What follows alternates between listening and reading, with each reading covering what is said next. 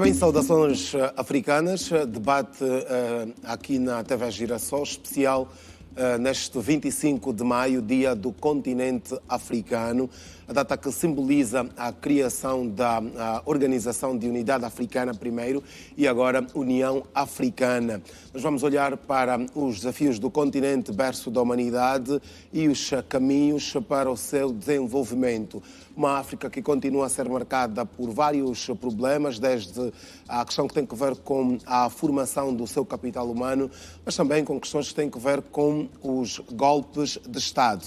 E é exatamente por aí onde vamos querer começar a nossa conversa aqui em estúdio. Para tal, nós contamos com João Gomes Gonçalves, que é jornalista, durante muito tempo pela Angola e também já foi adido de imprensa. Bem-vindo e muito obrigado. Obrigado. Bom dia, caros telespectadores. Ok, convidamos a Amélia de Almeida, que é docente universitária e também conhecida por ser a psicóloga africana, por estudar muitos assuntos do continente berço. Muito obrigado e saudações também para si. Saudações, é sempre um prazer estar aqui e poder contribuir. À minha esquerda tenho André Mingas, jurista, igualmente docente. Muito obrigado também por ter acedido ao nosso convite. Obrigado eu, e dizer que estamos aqui para fazer um exercício que nós acreditamos ser profícuo para o entendimento dos temas postos à mesa.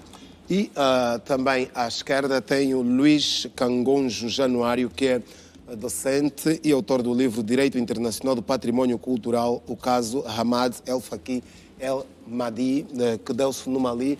Bem-vindo e muito obrigado por ter igualmente acedido também ao nosso convite. Muito obrigado, bom dia, senhor capitão.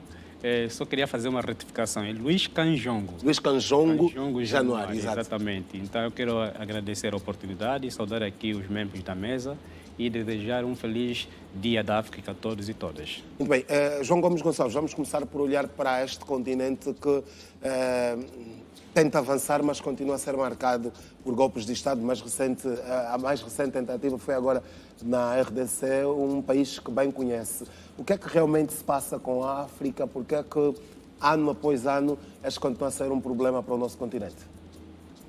Sim, segunda vez, caros telespectadores, é para dizer que a África sempre viveu de golpes de Estado. Até essa tentativa não, mas golpe de Estado mesmo, a África até agora viveu 88 golpes de Estado, sem contar com as tentativas, né? É para ver que é um grande desafio, porque os pais das independências, quando previram a criação da OA, era mesmo para acabar com esse tipo de ações. Infelizmente, as pessoas dizem que o que eu digo é vitimização, não é. 90% desses golpes de Estado têm mão estrangeira. Por quê? Os pais da independência que criaram a OA em 1963, quase todos eles foram derrubados entre 61 até aquele que escreveu mesmo a carta, o presidente Silvano Olímpio do Togo, nem foi assistir o lançamento oficial. Foi morto pelo EADEMA, que era do exército francês. Foi morto no pátio da Embaixada Americana.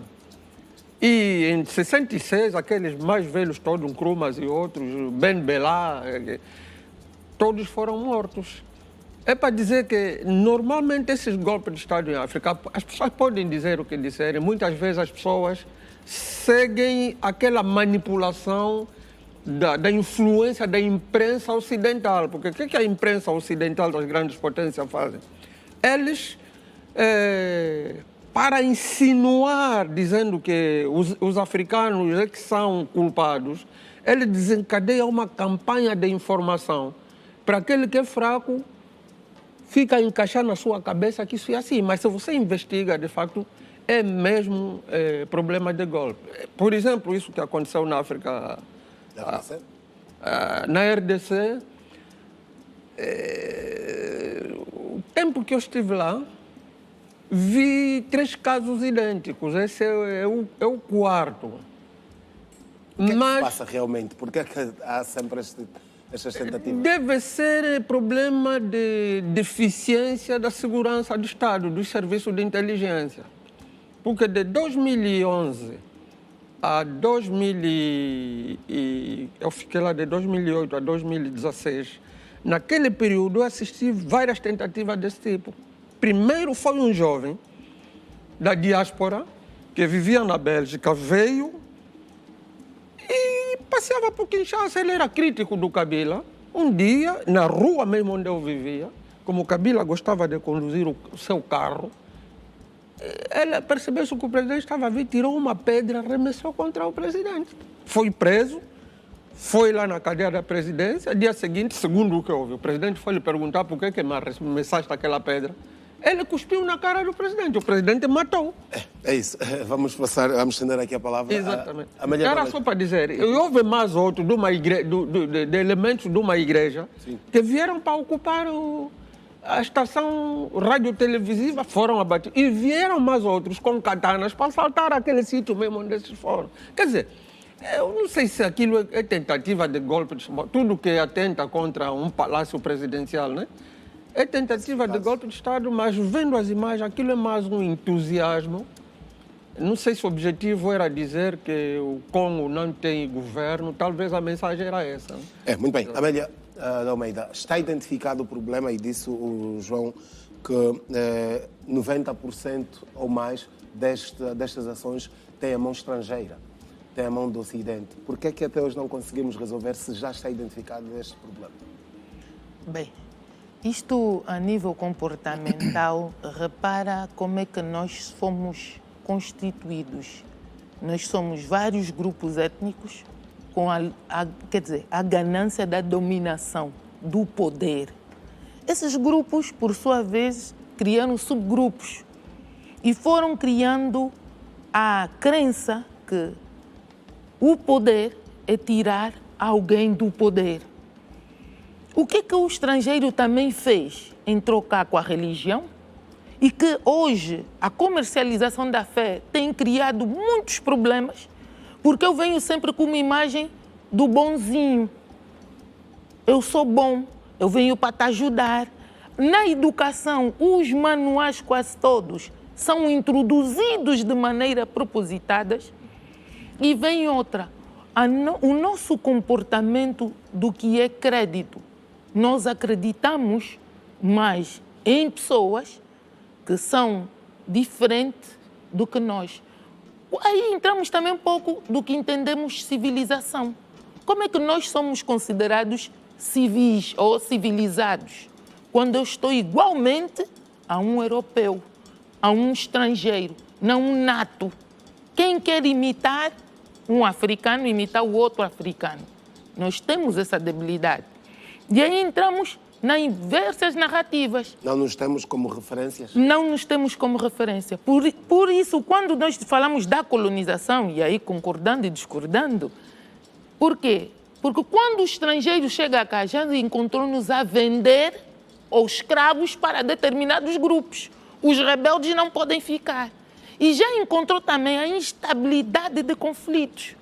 Por isso, quando se fala na união, na consciencialização do africano, deve-se procurar a paz de cada povo. Está a dizer que o problema não é só a mão Não é só porque o estrangeiro só encontrou a facilitação, a base destruída. E é óbvio que todo o mineral, as riquezas que nós temos, tornam-se ainda mais atrativas. Mas a África, por sua vez, também sempre teve aquilo que é da atração, vamos dizer, os adolescentes preparados para os desafios. Qual é a crença que é passada? É que aquele que veio, que é da outra etnia, tem que ser destruído, porque a minha etnia é que tem que governar. E aí são feitos governos. Mas esses governos nunca chegam à aliança. Porque tem sempre dentro da nossa tribo e da outra, quem não concorda, e junta-se com o estrangeiro para vir. E eles aparecem com várias propostas. Uma delas é estruturação, vim vos ajudar a organizar. As influências que nós olhamos, isso é uma visão comportamental, nos fazem ter esse retrocesso. Avanço, retrocesso. Eu é que tenho que estar, a minha tribo é que tem que mandar, é nossa vez. E isso tem criado despiques no que é comportamental. E muito bem disse aqui o nosso guru, porque eu gosto de falar de pessoas que viveram realidades. O que é que encontrou? Pessoas insatisfeitas. Estavam insatisfeitas por quê? Porque nós também temos a tendência da desigualdade. E se vemos um pouco no reino, nós tínhamos famílias que não poderiam chegar ao pé do rei. Tinham que viver, só são serviçais. E aí é um dos problemas que eu entendo que é o pivô desses golpes todos que acontecem em África e vão continuar enquanto o africano não entender que ele não tem que imitar, ele já tem a base. Se é o berço da humanidade, é aqui que se formou a medicina, a engenharia, é o direito, é tudo aqui. André Mingas, como é que a juventude africana pode hoje ajudar a resolver estes problemas, particularmente a questão do golpe de Estado, porque estamos hoje a assistir que são, em alguns casos, são jovens que aparecem na linha da frente destas ações. Uma nota bastante importante para a questão que me coloca é: a juventude é a força motriz de toda e qualquer sociedade, é um ponto assente. Agora, é verdade que os Estados, por si só, no caso os Estados africanos, consigam de facto construir, fazer um processo de construção ideológica, sobretudo, da juventude, para que consigam contribuir efetivamente para aquilo que é o sistema de desconstrução, aqui com as devidas aspas, daquilo que é a ideologia africana. Eu quero aqui referir pelo menos 2 a 3 filosofias de ideologia africana. Estamos a falar do Ubuntu, que é uma filosofia africana bastante importante, e uma que eu considero a filosofia moderna africana, que é o pan-africanismo, logicamente, que deve sofrer um outro arranjo, não é? E nós sabemos que o próprio pan-africanismo acaba surgindo ou emergindo nos Estados Unidos da América e acaba influenciando, sobretudo, os pais das independências em África.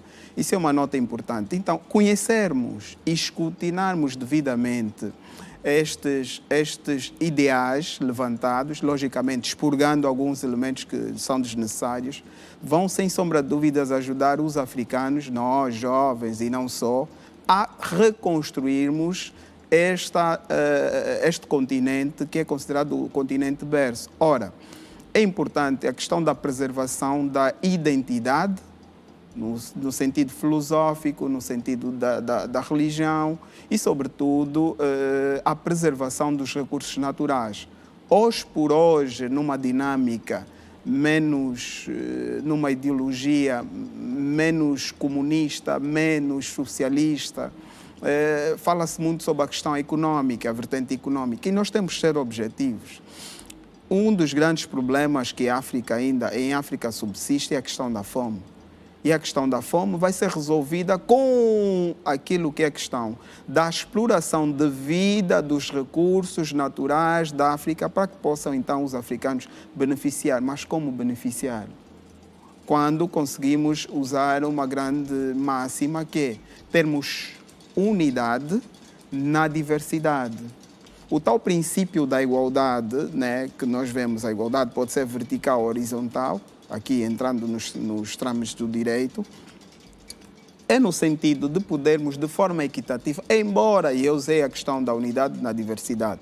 Por quê? Porque existem vários povos em África, a doutora já falou sobre esse elemento. E Angola, sobretudo, é um caso de muitas etnias, e permitam usar mesmo, graças a Deus, conseguiu-se levantar uma filosofia, ou pelo menos uma ideologia nacional, e eu vou ter que citar a frase: de Cabinda ao Cuné, um só povo e uma só nação. Isso é um elemento de unidade nacional, não é?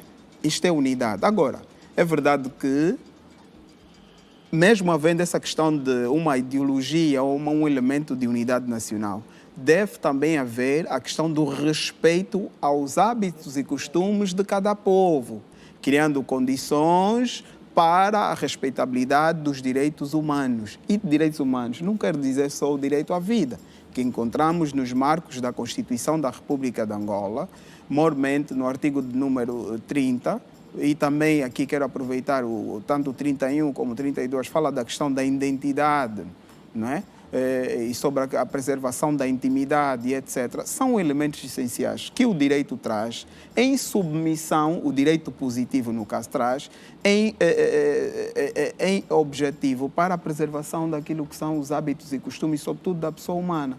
Ora, para nós, enquanto jovens e não só, a questão da preservação da identidade cultural e a preservação dos recursos naturais deve ser um compromisso e um comprometimento de nós enquanto africanos.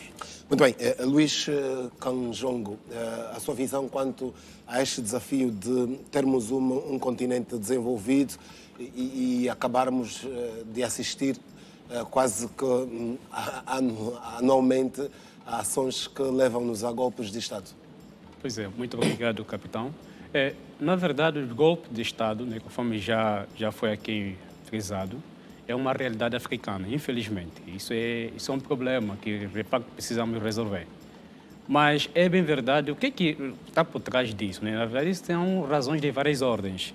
Né? Às vezes, já a falta de comprometimento com as promessas eleitorais, né? Isso aqui acaba frustrando, digamos assim. Por isso que vejamos aqui em África muitas vezes juventude, né, envolvida nesse tipo de prática.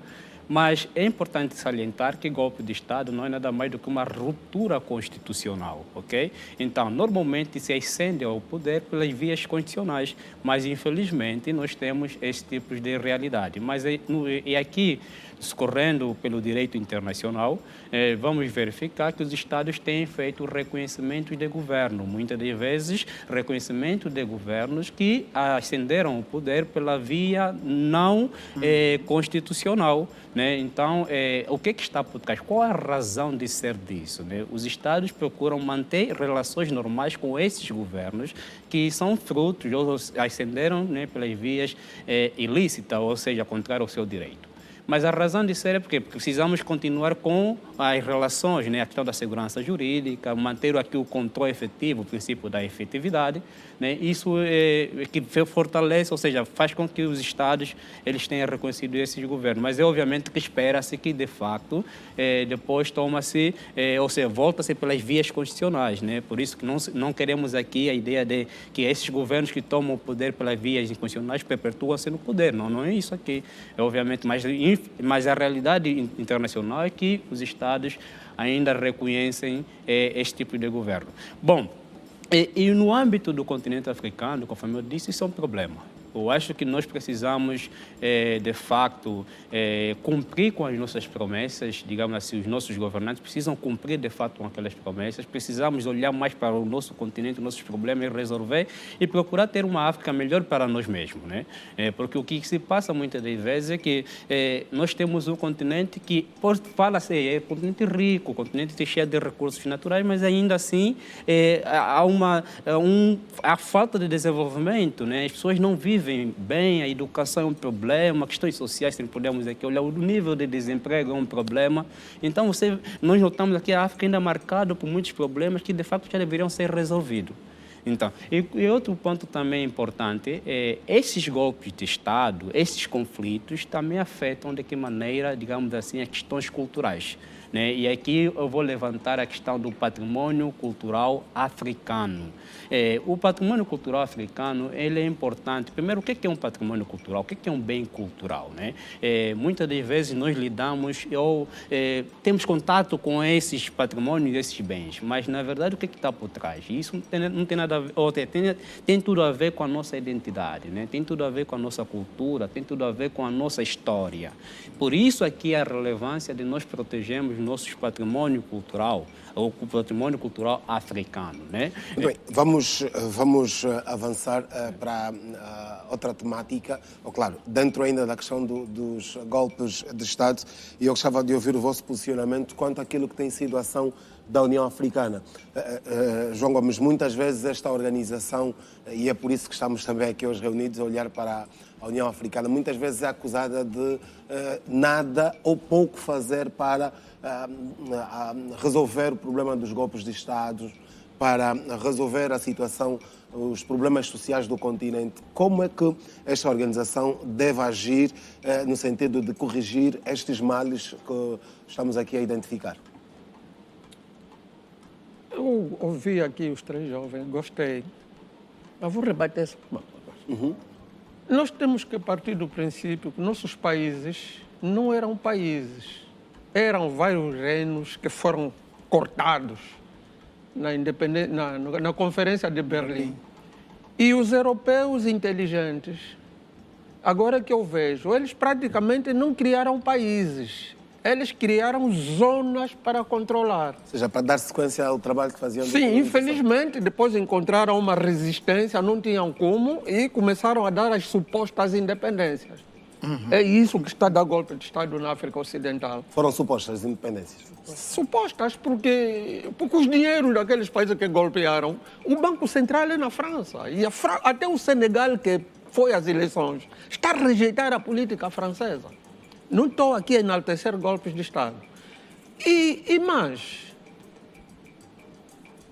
no caso de Angola, o Portugal fez uma colonização de povoamento, eliminar e uma lavagem cerebral através do pensamento. O angolano não pensa como europeu, não pensa como angolano, não.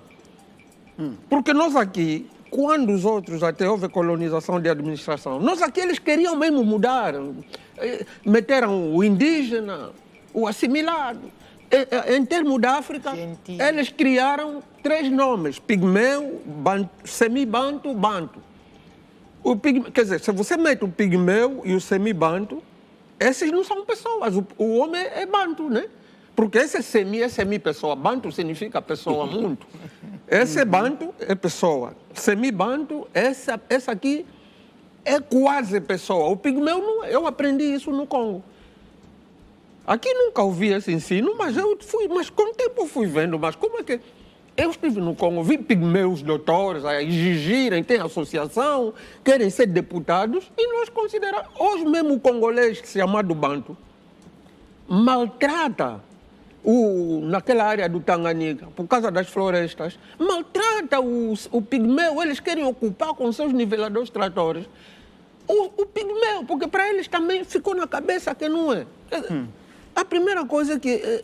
João Gonçalves, falhou-se no processo da entrega ou das independências, é isso? Os europeus não falharam, eles foram inteligentes para nos manterem nessa situação. E os pais das independências?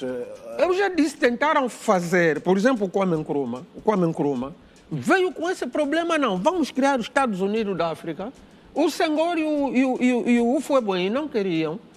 E o velho, como era o que arrastava mais gente, foi golpeado em 66. E o Gaddafi. Gaddafi queria dar sequência a este trabalho, não é? Voltou a propor os Estados Unidos da África. A maioria dos países africanos até chamam-se gradualistas, inclusive Angola não quis. O Gaddafi veio com um banco central africano. Os europeus viram que esse senhor vai nos tirar a riqueza. A França veio aí a liderar um golpe só mesmo para matar o senhor, ou supostamente porque está reprimido. Não, o Gaddafi foi morto porque ele queria uma África independente com a sua moeda. E a África, se tivesse a moeda, o dólar não teria assento aqui e desenvolveríamos. Mataram o senhor, aqueles todos os rebeldes estavam lá. É que invadiram a Líbia?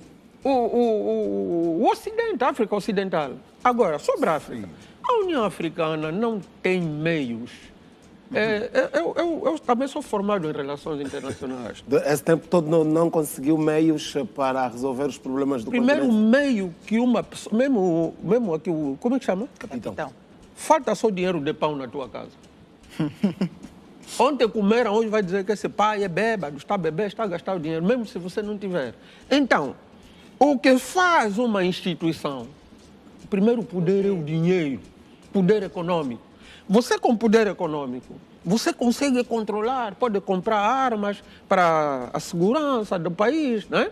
Vou te dar só um exemplo. Você viu de 2005 até 2014 como é que nós vivemos aqui. Até os congoleses pensavam que aquela comida toda nós é que produzíamos. Importávamos, mas vivíamos bem. $100 era 10 mil kwanzas ou 7, tá vendo, né? Então, aquilo é assim, quando você não tem dinheiro, você já não presta.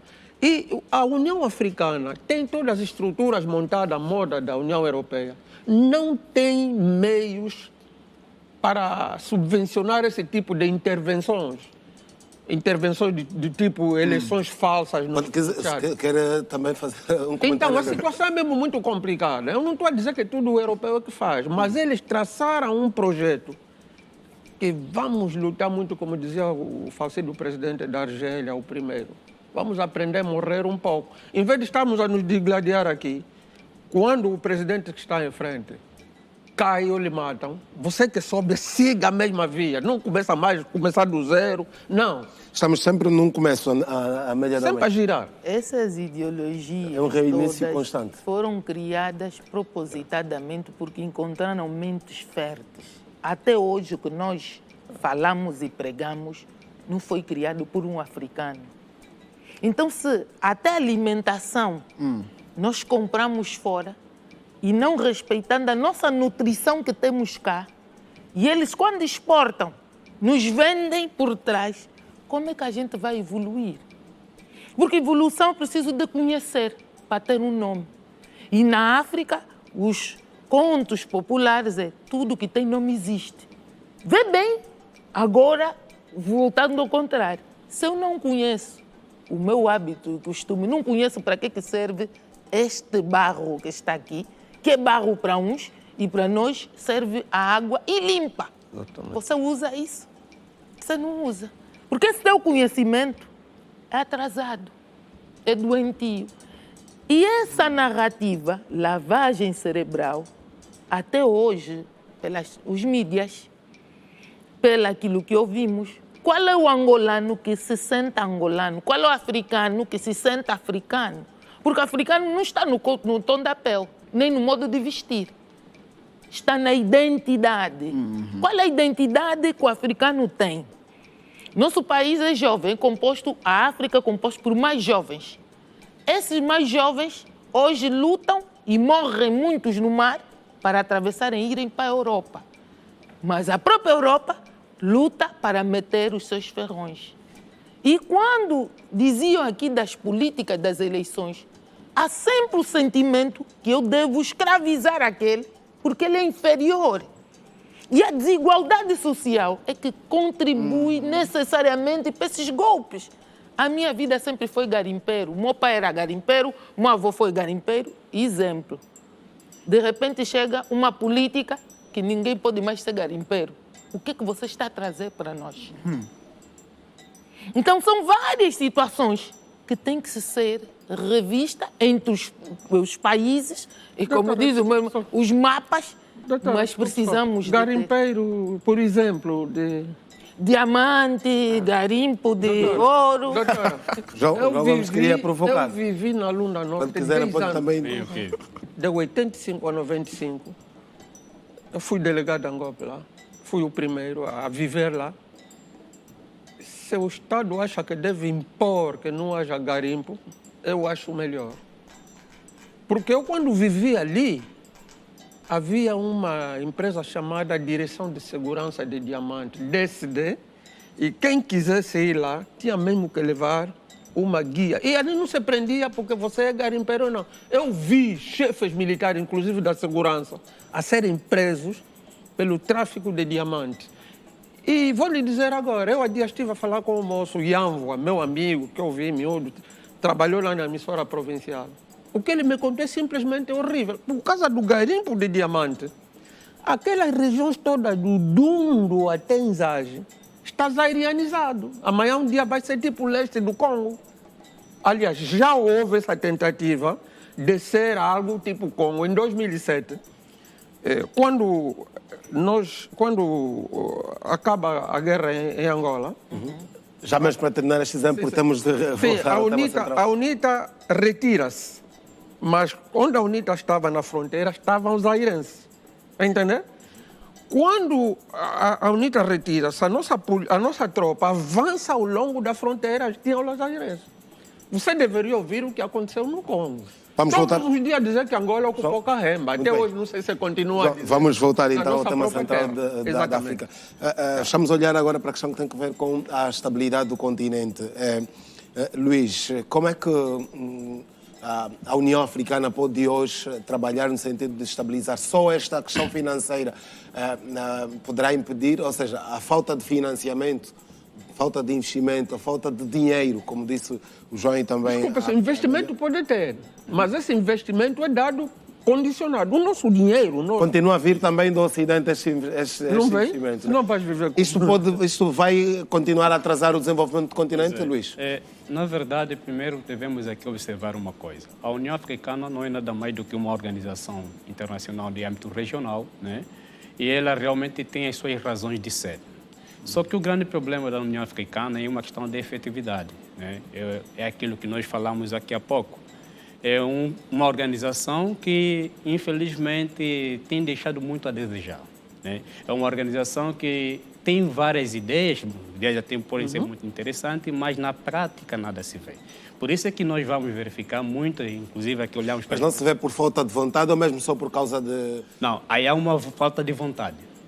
Há uma falta de vontade por parte dos líderes africanos. Por quê? Porque é preciso com que a União Africana possa voltar a si, voltar ao continente africano, né? Nós temos que ter uma organização que, de fato, nos representa, uma organização que está sensível aos nossos problemas. E muitas das vezes é isso que nós não verificamos na União Africana. Bom, mas na verdade eu não quero somente apontar que problema, porque isso aqui é o que mais podemos solucionar também. Visualizar. Exatamente, mas nós precisamos de fato ter uma União Africana mais atenta, uma União Africana que tenha mais comprometimento em resolver os problemas da própria região. Okay? E se olharmos, por exemplo, no âmbito do patrimônio cultural, óbvio que teve várias iniciativas africanas, ou seja, da União Africana. Nós temos aqui instrumentos, inclusive a própria Agenda 2063, é uma agenda importante no âmbito africano, onde tem a pauta, a proteção e a promoção do patrimônio africano, do patrimônio cultural africano.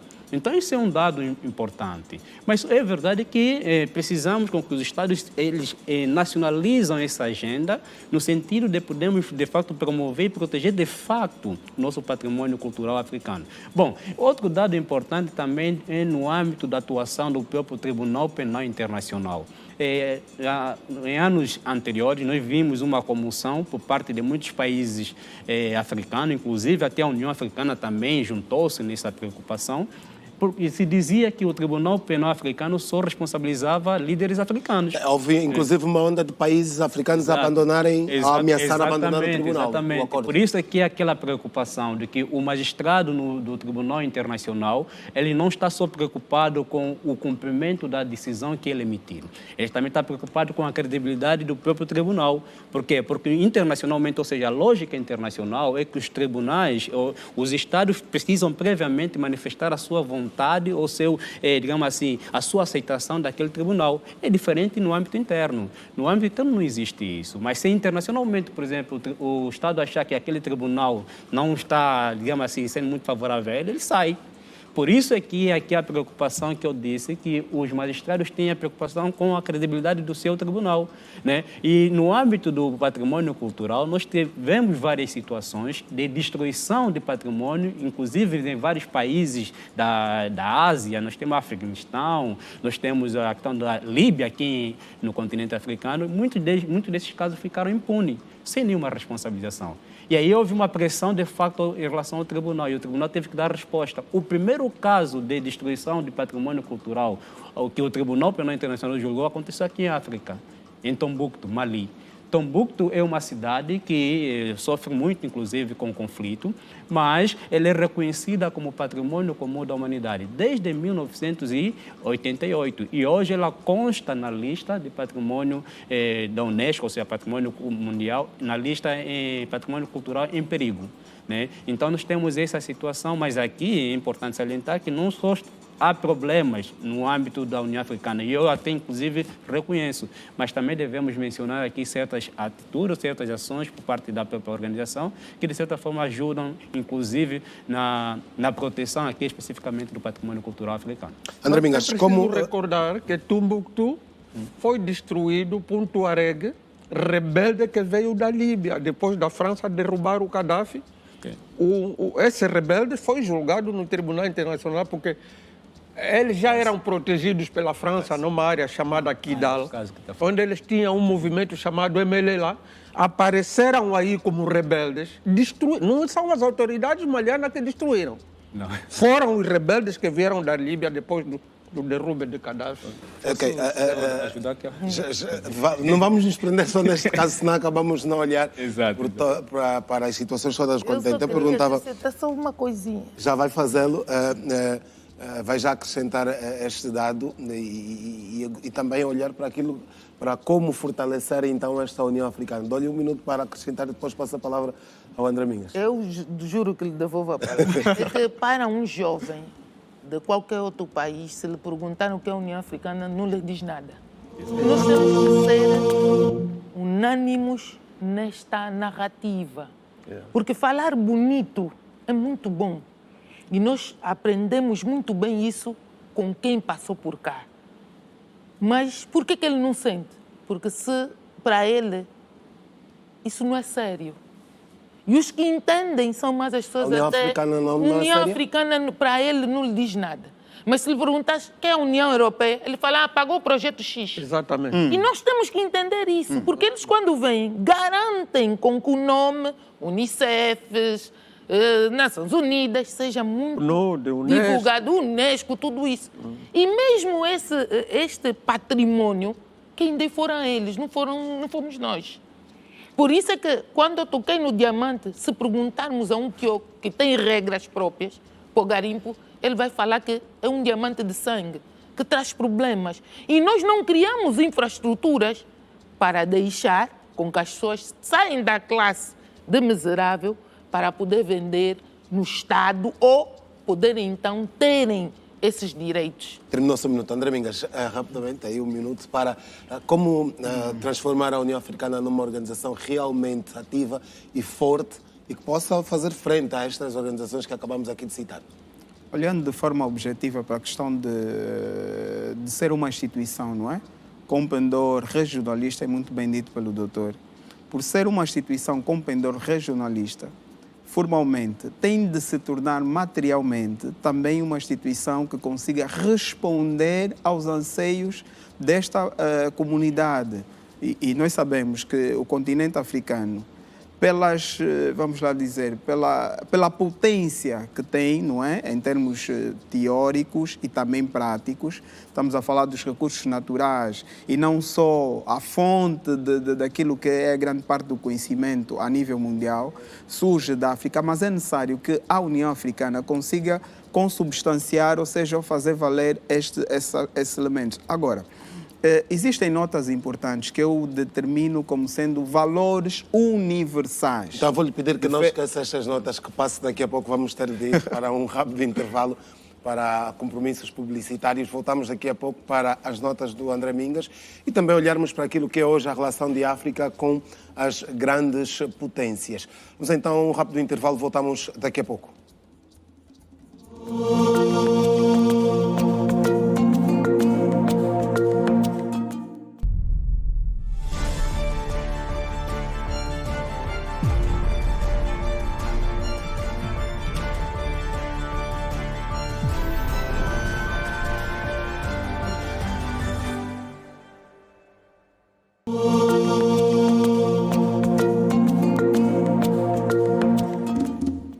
Renovadas saudações africanas, estamos hoje a olhar para o continente berço da humanidade e não sei se este título fez com que a África ficasse adormecida realmente. Uma provocação para os senhores. André Mingas estava com a palavra antes do intervalo para as notas que podemos aqui olhar e que podem ajudar a União Africana a ser uma organização realmente ativa e mais forte. E só recordar que, em princípio, Angola deve assumir a presidência desta organização no próximo ano.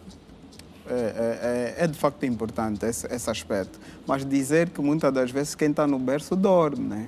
Está no berço, fica acomodado e o berço é mesmo para dormir. Recomenda que se altere este título? Sim, sem sombra de dúvidas. Eu gostava de que nós percebêssemos que a África precisa de reposicionar-se. Não é? Reposicionar-se, fazer uma introspeção. Perceber quem de facto é ou quem somos de facto, para podermos então começar a responder de forma objetiva, não só os anseios de nós enquanto africanos, mesmo para várias questões que existem a nível do mundo.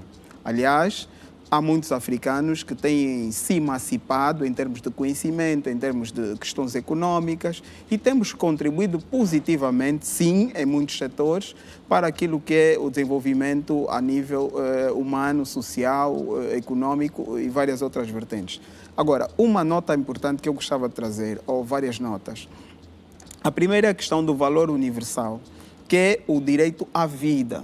A questão do direito à vida, e eu faço essa abordagem, no sentido de que em África, infelizmente, o tal direito à vida tem sido extremamente violado, porque em África, neste preciso momento que estamos aqui a falar, tem vários conflitos, desde os étnicos, locais, regionais e etc., a acontecer, e é necessário que as organizações, e aqui propriamente a União Africana, deve fazer cobra isso. E falo objetivamente em conseguir dar respostas a nível militar, porque há um caso exato aqui, e aliás o professor já falou, que a Líbia, por exemplo, sofreu uma intervenção militar.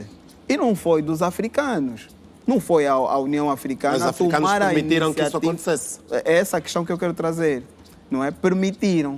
Mas devia ser a União Africana, não o caso da Líbia, não no caso da Líbia, mas em questões de quebra inconstitucional, e o doutor já falou sobre isso, sobre a questão, existem princípios para se chegar ao poder, princípios democráticos, isso é outra discussão, da questão do processo de democratização da África.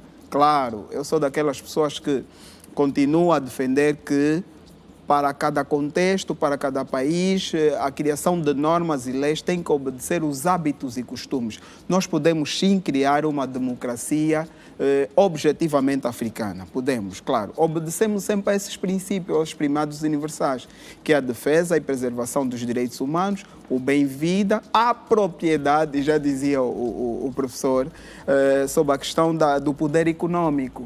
Então, esses são valores universais. Defender a vida e defender a propriedade, não é? Defender a vida e a propriedade. Ora, para os africanos isso é essenciais. E se vislumbrarmos em África, o que mais se viola é o direito à vida. Os tais direitos fundamentais. Estamos a falar de pessoas que nesse momento estão em zonas que têm seca. Quando se olharmos para aquilo que é a dinâmica africana, e aqui estou a falar do elemento natural, a África é extremamente rica em questões ideográficas. A água, que pode muito bem circular em África, a África toda. Olha, é verdade que, infelizmente, e eu gosto muito de usar esse caso quando dou as minhas aulas, no Sudão, por exemplo, não tem água, mas tem arma. Como é que é possível? Por que não tem? O que é mais essencial, a arma ou a água? E quem é que levou as armas para... E a nota importante, ao invés de levar Sudão água? não tem indústrias de armas. Não tem. Se nem tem sequer água, não teria uma indústria de água. Né? Não tem água, melhor dizendo, não teria uma indústria para fabrico de armas. Alguém, e nós sabemos quem são os principais produtores de armas no mundo. E vem ali um mercado oferto. Por que é que ao invés de darem armas, neste caso das não armas, dão água? Neste ou caso das armas, por exemplo, como? o que é que a União Africana, e vamos ser cada vez mais céleres nas nossas abordagens, senhores, dizia, neste caso das armas e tantos outros, o que é que a União Africana pode fazer ou deve fazer no sentido de impedir que a África continue a ser este espaço em que o Ocidente encontra terreno fértil para colocar os seus produtos, no caso das armas mais especificamente? A África está depauperada. O problema é a pobreza. A África está Mas a arma enriquece? E vou lhe dizer, o Sudão tem indústria armamentista. O Sudão tem estado muitos anos sob o controle de generais. O Egito, que é muito próximo daquele Sudão, implantou lá uma indústria armamentista gerida por antigos ministros generais. Mas tem razão a dizer que aquela guerra está envolvida a Rússia, os Estados Unidos, os Emirados Árabes Unidos, todos estão ali. O problema deles é quem vai dominar aquela área. Quem vai dominar aquela área. Agora, a ONU, quando foi criada, disse uma coisa e fez. Artigo 2, libertação da África. Claro que os outros planos foram falhando. Agora, relação da África com as grandes potências. Há um jornalista francês que em 2003 escreveu assim: com a criação da União Africana, se os líderes africanos não se precaverem, a União Africana vai ser um instrumento das grandes potências. Na prática aconteceu? Claro é. Claro que é. Você acha que no golpe, no Tchad, o presidente Idriss Déby foi morto? O filho dele, presidente da junta, dizem que concorreu e ganhou, mas o do Mali diz que não pode concorrer.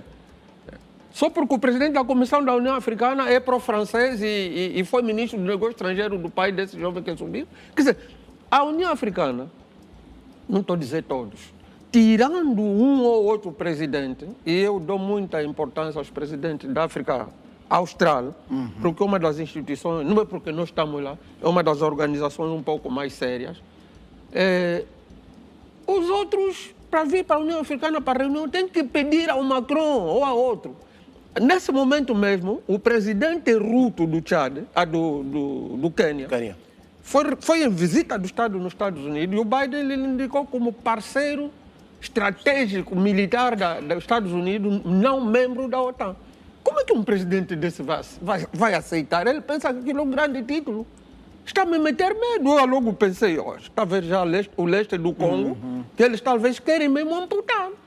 Porque ele teve lá tropas, quando o Tshisekedi disse que eles vão sair, o Ruto disse que nós não vamos sair, aquilo é nosso.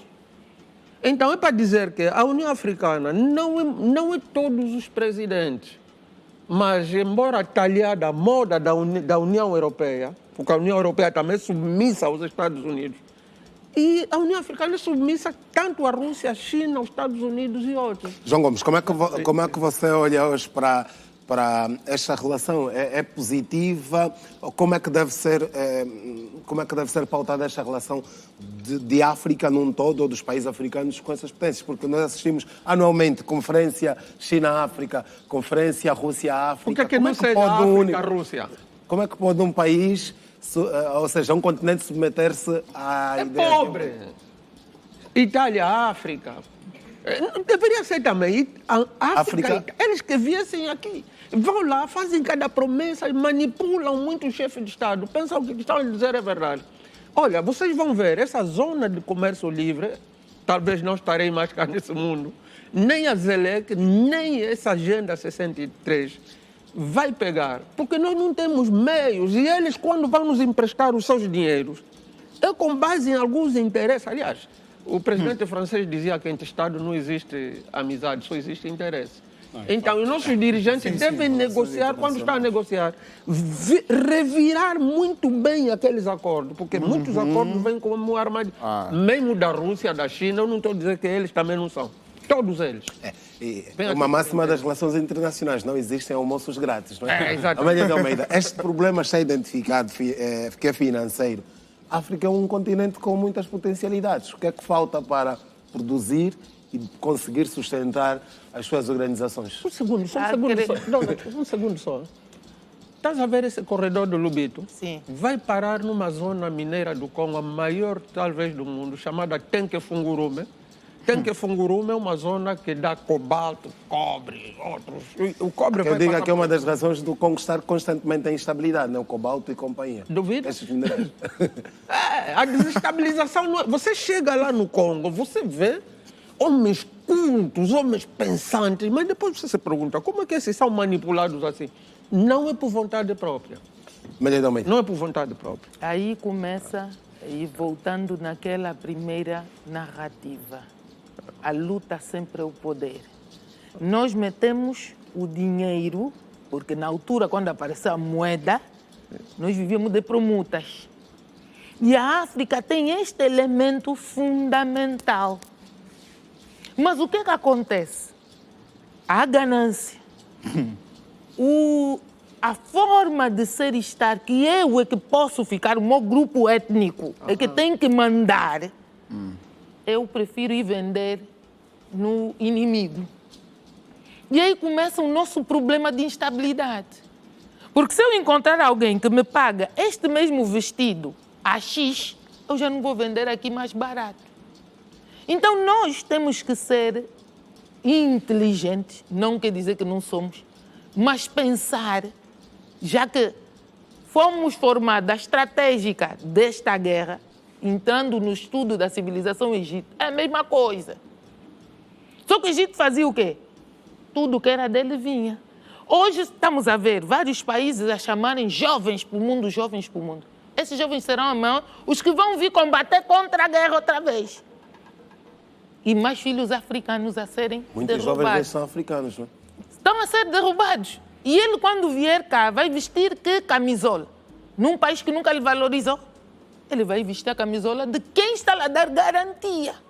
Porque o bem-estar, quando se criou essa narrativa, que até hoje é discutida, porque não tem uma definição concreta, eu tenho que me sentir bem com a roupa, com o cenário, com o local, com a comida. Vê bem a indústria farmacêutica. Se eu usar um medicamento nosso, que até hoje ainda não temos, próprio para nós, nós só temos a medicina que exporta produtos para aqui. E quando houve o coronavírus, houve discussões de alguns povos. Uns estavam a dizer, usa o medicamento da Artemisia. Não, isso aqui não é legal. A Europa, a África. Ficamos na confusão, mas eles sobreviveram. Há um presidente que foi extremamente criticado por afirmar que... Está a ver? Olha já a nossa crença e como nós nos olhamos. Mas se olharmos a história, mesmo até hoje, discutimos o quê? O conhecimento. O conhecimento só é assertivo quando ele tem utilidade. Estamos a ser úteis com tanta estratégia, com tantas leis, normas, ou continuamos a fazer a autodestruição do nosso próprio país? Porque me parece que aqui só quer ter um único reino, que quer governar todo o mundo. E vai ter que nos obrigar a seguir o efeito manada. E aí não haverá diversidade. Senhores, a questão das próprias trocas comerciais, se forem cada vez mais potencializadas entre os países africanos, a história poderá ser outra, mas o que nós assistimos é que o africano em si prefere fazer comércio, prefere fazer negócio com o Ocidente, prefere fazer negócio com a Rússia, com a China, com os Estados Unidos. O que é que acontece afinal? Por que é que isso acontece, Luís? Na sua opinião, o que é que está na base disso? Bom, na verdade, primeiro, vamos começar. A sociedade internacional, né? Por isso que nós falamos, a sociedade internacional é movida por interesses. Sociedade internacional. São interesses, né? Existe comunidade. E às vezes, quando nós falamos comunidade, porque na verdade a comunidade está ligada a afetos, né? E não é isso que acontece no âmbito internacional. Por isso é que aqui eu concordo com a afirmação feita pelo jornalista, né? É que na verdade nós estamos numa realidade de interesses. Os Estados movem-se por interesses. A União, ou seja, a África, quando tem essas conferências, né, com alguns países europeus, ou então as potências, digamos assim. Mas as potências, quando têm esses encontros exatamente, com a África. é interesse, tudo é interesse. Há um interesse por trás. E muitas vezes é o interesse econômico, né, que está por trás. Bom, mas é bem verdade que nós, como África, muitas das vezes nós somos atraídos a poder celebrar comércio com países, digamos assim, potências, digamos assim. Bom, na verdade, eu acho que, de facto, nós tínhamos que olhar mais para dentro, olhar mais para o nosso continente africano. Por que não celebramos aqui as nossas relações entre nós mesmos, como os países africanos? Angola com o Congo, Angola, por exemplo, com a Namíbia. E por que muitas das vezes nós olhamos mais para o Ocidente? Talvez também porque temos uma mentalidade de olhar que parece que o do Ocidente é sempre melhor do que o nosso. Por isso é que nós olhamos que os nossos presidentes, muitas vezes, eles são mais atraídos a ir para fora da África, que de facto não é que deveria acontecer, algo que realmente é errado, mas nós precisamos desconstruir essa ideia. Nós precisamos olhar mais para nós, olhar mais para o continente africano, dar mais valor ao nosso irmão, ao nosso país, digamos assim, ao nosso Estado, ao nosso, digamos assim, ao nosso Congo. Muitas das vezes, e aqui é interessante, é mais fácil nós olharmos para um país fora da África como irmão do que um país dentro da África como irmão. Por quê?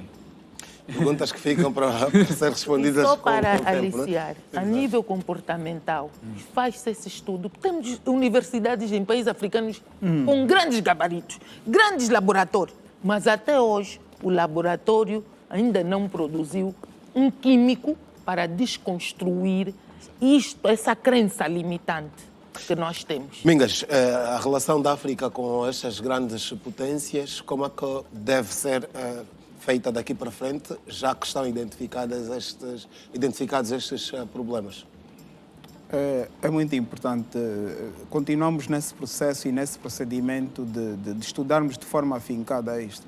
Eu quero fazer aqui nota a um dizer do Presidente da República, João Manuel Gonçalves Lourenço, quando fazia um discurso na sede da ONU e falava sobre isso, sobre a questão de haver uma relação de paridade naquilo que são as relações entre os Estados africanos e as superpotências. Há condições para isso? Condições formais, sim. Condições formais, sim, no âmbito da formalidade. Primeiro, há o grande princípio do próprio direito internacional, que é do respeito à integridade e à independência de cada Estado, que deve ser cada vez mais efetiva. Claro, nós sabemos que em termos formais é assim, mas no elemento material as superpotências acabam sempre sutilmente criando outras situações. Mas é necessário que muitas das vezes, quando fazemos esse discurso, e já disse o professor, parece um discurso de vitimização. É necessário agora olharmos, já dizia, e eu vou ter que citá-lo mesmo, não tenho como, já dizia o professor Adam Smith, não existem almoços grátis nas relações, e sobretudo nas relações internacionais, e disse muito bem o doutor, são sociedades internacionais, porque não há afeto, o que vale aí são os interesses. Agora, os nossos governantes têm de ir para essas conferências com o objetivo de lá extraírem e conseguirem responder aos interesses, aos anseios do seu povo. Ora, e aqui é muito importante falarmos sobre isso, a doutora já falava sobre essa questão, que embora a África tinha vários, e continua tendo vários povos, cada povo, e isso é algo essencial que os africanos têm, o soberano sempre primou para defender os interesses da sua tribo.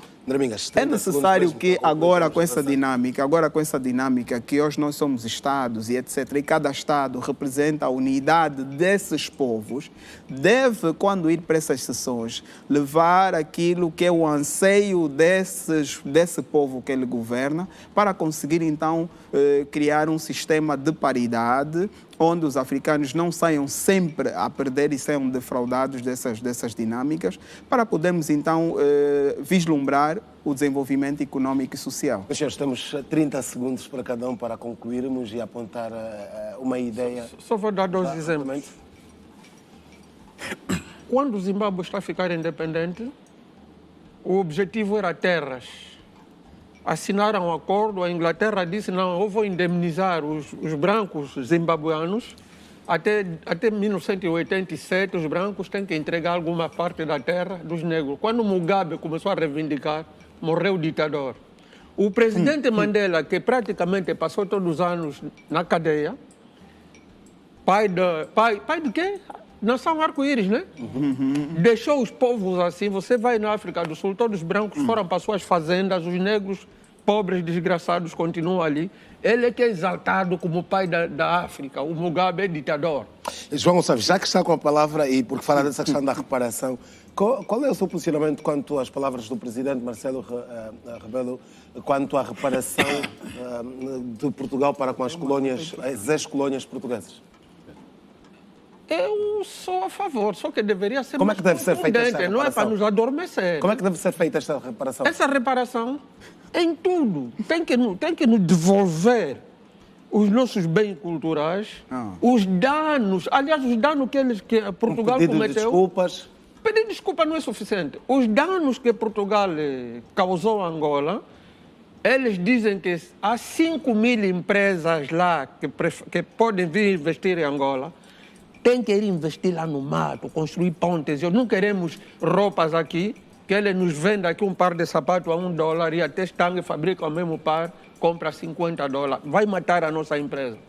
Tem que entrar no interior de Angola, nos ajudar com dinheiro. Aliás, não é ajudar, nos devolver os nossos dinheiros. Infelizmente, eles também nem têm. Vamos fechar com isso. Essa reparação aos países da CPLP, que o presidente português reconhece que deve ser feita. Foi muito criticado, não é? Os africanos têm que parar de ter uma vestimenta de vítima. E os europeus têm que parar de ter comportamento de soberanos. Se o próprio africano não deixar de lado e saber o que está a assinar e poder meter em público, porque esses acordos se traduzem em quê? Ninguém sabe o que é que se assinou. Tudo é em porta fechada, mas tem acordo. Estamos cansados disso também. Nós queremos efetivação dos acordos. Então, meus irmãos, golpe que destrói a vossa nação, o vosso país, não é golpe. Para mim não é inteligência. Porque depois vocês vão ter que lutar para reparar outra vez o que fizeram. Então continuamos indo para um lado. E outra coisa, ele é teu inimigo, porque não comunga da mesma mesa que você senta. Mas ele é africano. E nós estamos a perder muito nessas histórias. História é bom só contar no livro, porque quem vive leva o trauma para toda a geração. Então, golpes democráticos. Liberdade não confundido com libertinagem. E nós, africanos, somos bons para destruir, mas para refazer... Luís, 30 segundos mesmo, esta reparação que deve ser feita? Pois é. Na verdade, isso repercutiu bastante, né? Esse pronunciamento do presidente de Portugal. Inclusive, eu lembro que o presidente de Moçambique disse não tem como ser reparados os danos que aconteceram na época colonial, né? Não tem como. Mas, de facto, o pronunciamento do presidente Marcelo acaba sendo importante. Pois, embora que não tem como nós repararmos e voltar ao status quo. Não tem como isso. Na verdade, as reparações acontecem de forma a minimizar, né, os danos que se causou. Obviamente que houve muita situação, né, no âmbito colonial, inclusive a devolução dos bens culturais, eu acho realmente um ponto positivo, né, dentro daquela lógica do repatriamento dos bens culturais. Eles tratavam de feitiço e levavam para meter nos seus museus. Mas é preciso que esses bens sejam retornados ao país de origem, né? Aí eu concordo realmente que precisamos, obviamente que os Estados têm que cooperar nesse sentido, né, para podermos retornar esses determinados bens. Bom, só para poder agora fechar então a minha fala. Rapidamente, 10 segundos. Já não é o seguinte, a Agenda 2063 tem uma pauta que a África que queremos, né? É nesse sentido. Eu acho que nós precisamos tomar a nossa dianteira. A África precisa tomar a dianteira nos seus problemas. Nós precisamos olhar para nós mesmos, ser as pessoas capazes de resolver os nossos próprios problemas. Se não fizermos isso, de fato, vai ser difícil nós atingirmos ou alcançarmos aquela África que, de fato, nós queremos. André Mingas, a reparação aos países, este posicionamento do presidente Rebelo de Sousa pode ser entendido como um reconhecimento de que Portugal falhou com estes países na altura? Sim. Devo notar que sim, porque é um reconhecimento público e, aliás, acaba sendo aqui uma ferramenta. Eu estava a fazer um sinal, doutor. Acaba sendo mais uma ferramenta importante para aquilo que é o processo e o procedimento de nós, enquanto africanos, sobretudo as colónias portuguesas, na altura, conseguirmos ter elementos substanciais, não é? Aqui formais, para podermos então reivindicar, reclamar aquilo que foram então os elementos levados. Agora, existem importantes instrumentos jurídico-legais. Primeiro, um universal, que é a Declaração Universal dos Direitos Humanos. Eu levanto isso porque muitas das vezes os africanos... Muitas das vezes os africanos são conotados pelo facto de terem uma ideologia muito egocentrista. Mas aí eu levanto a questão dos direitos, da Declaração Universal dos Direitos Humanos, que é essencial, com uma devida remissão à Carta Africana para a Defesa dos Direitos Humanos, a salvaguarda dos direitos humanos. É um importante instrumento para nós, enquanto africanos, não é? E depois, quando formos para essas instituições internacionais que não são regionais, não é? Universais, defendermos-nos através dessa Declaração Universal dos Direitos dos Homens. Senhores, muito obrigado pela presença. Até uma próxima oportunidade. A você que nos acompanhou, igualmente muito obrigado pela audiência. Nós hoje falamos sobre o continente africano, desafios de África, que está hoje a celebrar o seu dia. Voltamos na segunda-feira, depois do Girassol Jornal, para mais um especial debate aqui na TV Girassol. Vamos abordar questões relacionadas ao Código Penal, que foi recentemente aprovado pela Assembleia Nacional.